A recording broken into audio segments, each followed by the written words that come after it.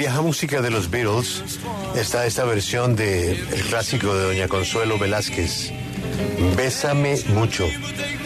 Esta grabación es de los Beatles, interpretada en 1962, hace 61 años, en los estudios de EMI. Pero ahí los Beatles eran George Harrison, Paul McCartney, John Lennon y Pete Best. Ese era el baterista original de los Beatles, Pete Best. Ana, por favor, saluda al señor Best, dígale que es un placer recordar su paso por los Beatles. Y la primera pregunta es si él recuerda esta grabación y por qué razón los Beatles hace 61 años grabaron Bésame mucho. ¿Por qué? Good morning, Mr. Best. Thank you very much for your time today at W Radio. And we wish to go ahead and begin by asking you about this song that, I don't know if you're hearing, if you were able to catch it, it's Bésame Mucho. And the question would be, why did the Beatles decide to record this song? It was an old love song which Paul liked, and he liked the old version of it, which was very much like a ballad, a slow ballad. And we wanted to put our own touch to it, which was, very Latin American rocky style. And that's why we brought it in. It was a different number.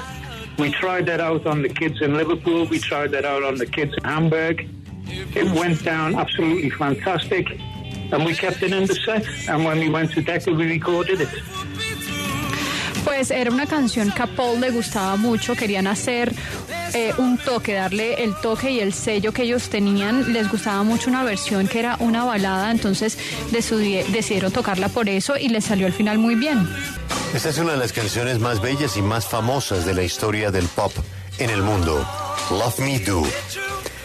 Pete Best, nuestro invitado, era el baterista de esta canción. Y resulta que con esta canción arrancó la fama del grupo más reconocido en la historia del mundo, los Beatles. Me llama la atención, Ana, que el señor Best fue despedido justo en este momento, cuando los Beatles ya iban a alcanzar la fama mundial. Yo quisiera preguntarle, de todo lo que se ha dicho, ¿cuál es la verdad? ¿Por qué lo votaron de los Beatles? Love Me Do, when it came out, it was, that piece of song that was helping the Beatles reach the top of the pyramid, what they were able to reach. And the question would be, why did you stop working with the Beatles precisely at this time when they were about to reach such great fame? It was quite simple, actually. It wasn't my decision. We'd done we recorded Love Me Do at EMI, and we were going to go back and put the finishing touches to it. And I'm now talking about June 1962. And in August of 1962, I was called into Brian Epstein's office, and I was told that I was no longer required as the drummer because it was already arranged that Ringo would join the band. And so in the middle of August 1962, I was asked to leave the Beatles. And of course, I never went back to actually put the finishing touches to it. That was left up to Ringo Starr. And as we know now, a session drummer called Andy White actually made the first recording of Love Me Do. Pues nos dice que es muy simple, no fue decisión de él, por supuesto. Nos dice que grabaron Love Me Do en 1962 y eso fue en junio, y le querían poner los toques finales en agosto, pero simplemente en ese mes le dijeron que ya no querían que él fuera el baterista porque tenían un arreglo con Ringo Starr, así que él no pudo ni siquiera hacer los arreglos de Love Me Do. Eso ya los hicieron otras personas. Andy White participó en eso también, y bueno, al final dejaron a Ringo Starr y es historia. Una pregunta de curiosidad, es que yo todavía no perdonaría, ni me perdonaría, ni entendería cómo en el momento de la magia de los Beatles a mí me llama Brian Epstein y me dice: muchas gracias por los servicios, pero usted ya no es el baterista de los Beatles. Ana, ¿cuánto tiempo él se demoró en perdonarlos? For us, it would be very hard to forgive this that has happened to you. I mean, just when they're about to reach fame, they go ahead and tell you, you know what, you're out of the band. And the question would be, how long did it take you to forgive them for doing this? Quite some time, to be quite honest. It wasn't, don't get me wrong, it wasn't something which happened and 2 weeks later I forgave them. It took a lot of time, it took a lot of soul searching, but it actually got to the stage where one day I basically turned down and said, it's no good thinking about what happened yesterday. It's very much about today and tomorrow. And I think when I realized that it was about the future and not the past, that's when I started to forgive them. Pues Julio, no fue fácil, por supuesto que le tomó un tiempo perdonarlos, no fue algo que pasó en 2 semanas, sino que sí, él reconoce que le tomó su tiempo, pero llegó un punto en que se dio cuenta que no vale la pena pensar en el ayer, vale más la pena pensar en el hoy, en el mañana, y cuando entendió eso, que es más importante el futuro y no el pasado, pues los pudo perdonar. Ana, y pregúntele cómo se las arregló en un mundo que nunca deja que nadie se olvide de los Beatles. And how did you manage to survive in a world that never permits the Beatles to be forgotten? What a question. I'm nearly 82, so I think I've survived pretty well. No, but seriously, I think when it happened, I had a band which, you know, I was very proud of, the Pete Best Four. And then, as life went on, I got married and I brought up 2 wonderful children, married to a lovely girl called Kathy in Liverpool, who I'm still married to. And in a couple of months, I've been married to her for 60 years. So I think that explains the reason why I managed to survive. You know, it was because of love, friendship, and family, the important things in life. Pues es una buena pregunta, Mateo, y le causa bastante gracia, pero nos dice que él, cuando todo esto pasó, tenía una banda de la que se sentía muy orgulloso. Él siguió con su vida, se casó, tuvo hijos, sigue casado con esa esposa con la que contrajo matrimonio en Liverpool, que se llama Kathy, y eso explica por qué sobrevivió todo este tiempo, por el amor, la amistad y la familia, que dice al final es lo que más importa. ¿Alguna vez socialmente, en una noche, en algún club, en algún concierto o en una fiesta con unos amigos, él se volvió a encontrar con alguno de los Beatles y lo pudo mirar a los ojos? And in any event after this happened, perhaps in a social event, a club, a restaurant, did you ever meet any of the Beatles again, and were you able to see them in their eyes? Yeah, the funny thing was, I joined a band after I was kicked out the Beatles called Lee Curtis and the All-Stars, and we came second to the Beatles in Liverpool, and I suppose that was as close as you could get to them. But the funny thing was, I played on the same bill as them with that band about 4 times, once at the Cavern, once at the Majestic Ballroom, and a couple of other places in and around Liverpool. And it was quite funny because we'd go on before them, we were support to them. As they were coming on stage, I was going off stage. Nothing was ever said. And since that day to this, there's been no contact at all whatsoever. And I suppose people turn around and say it's, you know, one of those things, why didn't you actually talk to the Beatles? It wasn't a case of me. I've always turned around and said I'm available to talk. They were the ones who didn't want to talk.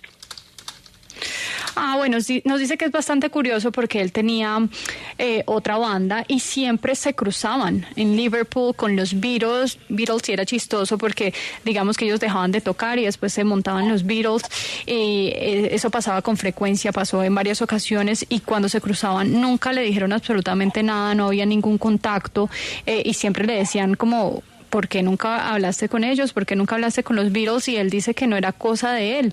Ellos eran los que no querían hablar y pues esa conversación nunca se dio. Simplemente pues se cruzaban, pero no hubo una conversación.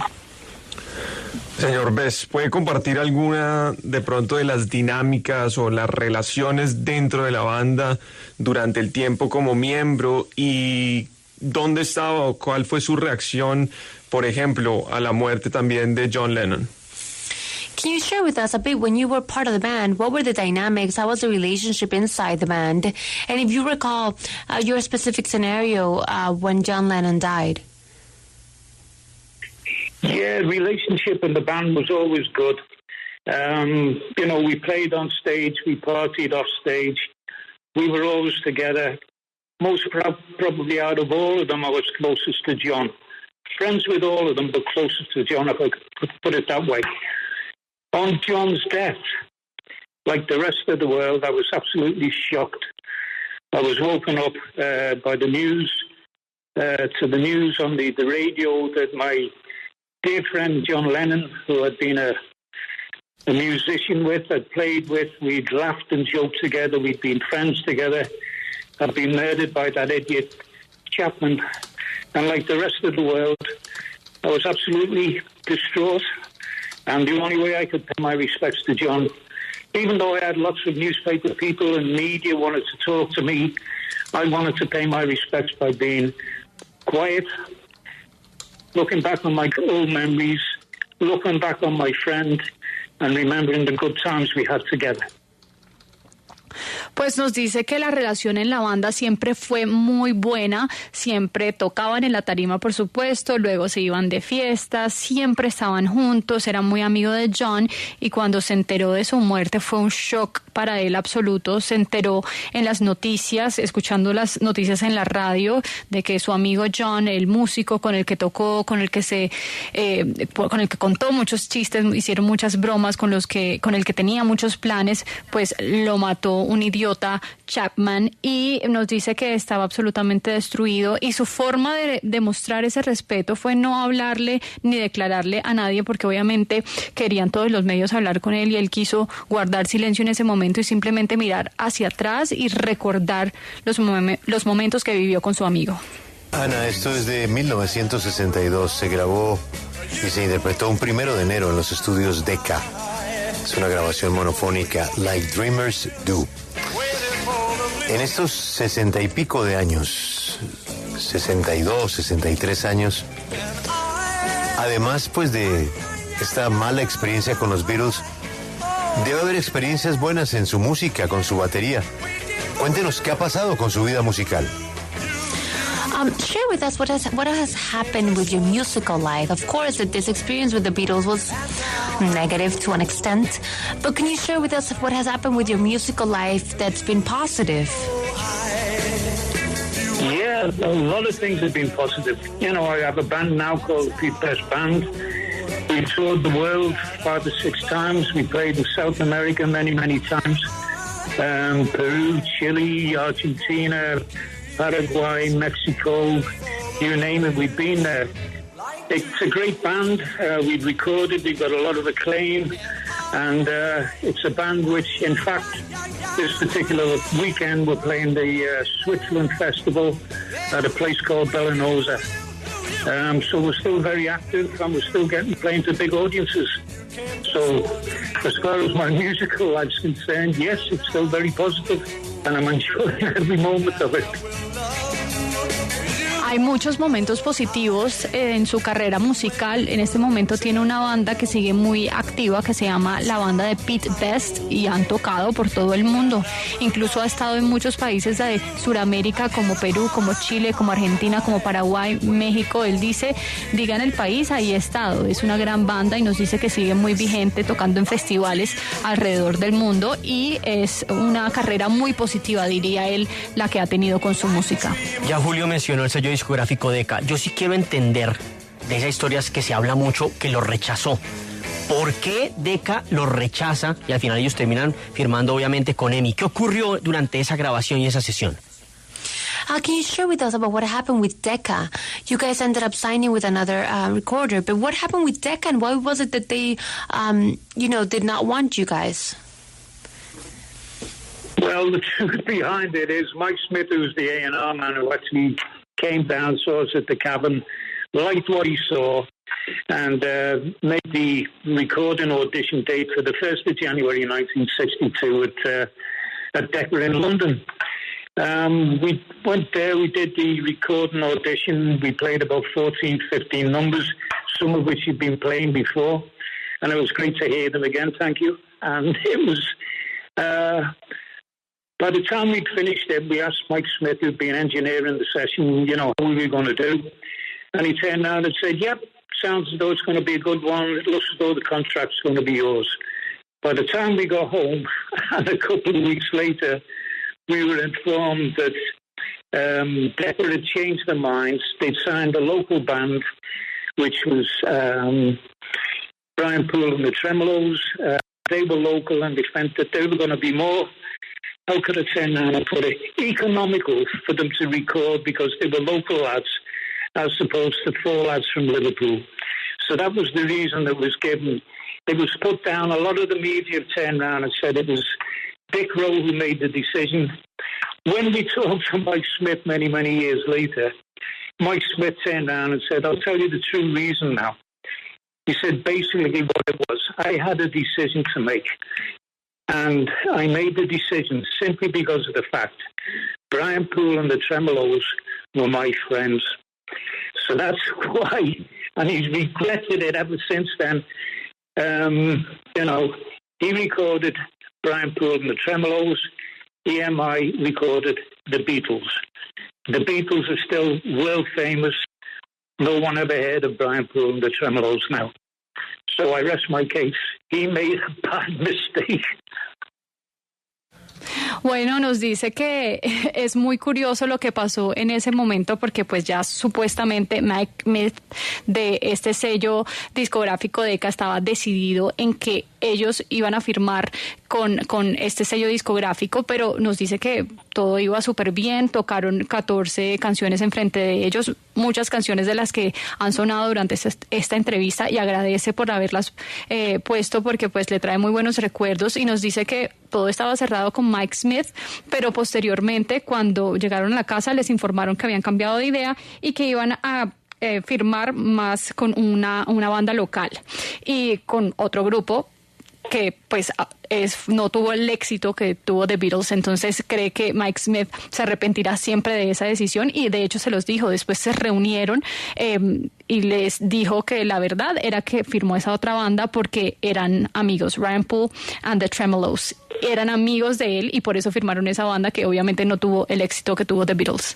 Esta canción fue escrita por John Lennon y George Harrison. Sonó en 1961 en Hamburgo, Alemania. Quisiera saber un poco de Cry for a Shadow. Ana, ¿qué nos puede contar sobre Cry for a Shadow? We want to know a bit more about Cry for a Shadow. What can you share with us about this recording?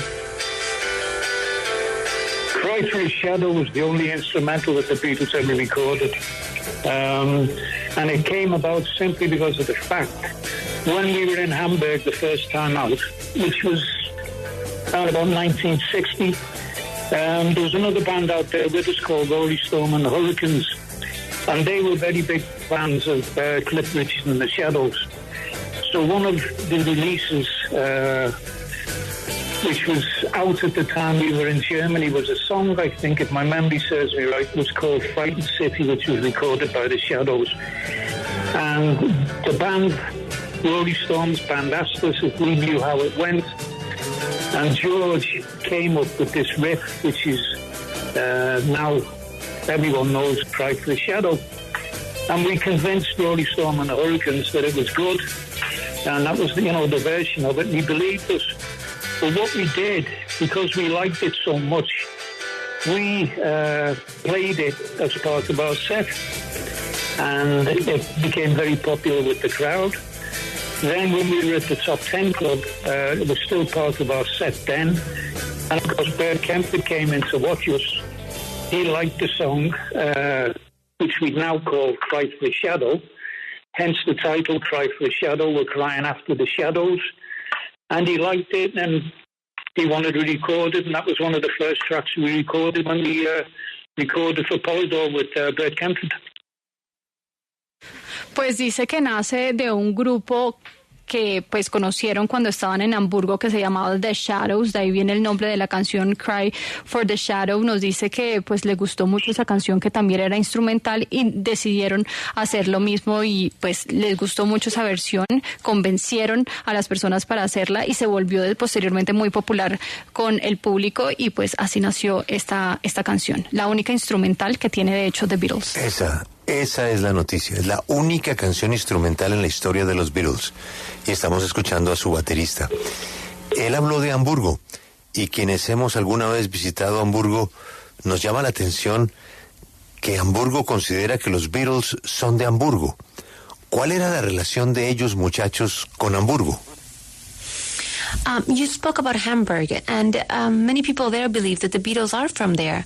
And the question would be, can you share with us what was that relationship between the Beatles and Hamburg? We've always turned around and said Hamburg was our second home. Liverpool was our first home. Hamburg was our second home. And we've always turned around and said that if it hadn't been for Hamburg and the people of Hamburg, because in 2 years we played there 3 times, or I played there 3 times with the Beatles. The Beatles played a 4th time with Ringo. If it hadn't been for the people of Hamburg, the way they supported the Beatles, the way they loved the music, the reaction to it, and the long hours which we played in Hamburg, which turned us from a very, be quite honest, mediocre rock and roll band into this force which later conquered the world. We owe that to Hamburg. Pues dice Julio que siempre Hamburgo fue su segunda casa, la primera era Liverpool, y si no fuera por Hamburgo y su gente, pues no hubiesen tenido el éxito que los Beatles alcanzó por la recepción que tenían con su música. En 2 años tocaron 3 veces, o por lo menos él con los Beatles tocó 3 veces, fueron una 4ª con Ringo, y el apoyo que tenían de la gente de Hamburgo era fenomenal, la forma en que las personas reaccionaban a la música, todos los toques que tuvieron, y luego, gracias a eso, obtuvieron todo ese éxito internacional. Pete, thank you very much for your time, and you must be very proud with your sons, with your grandsons, because you were a very good drummer for the Beatles. Thank you very much. Thank you, Julio. Thank you, Ana. Acompáñenos en el canal de YouTube @Julio Sánchez Cristo Oficial.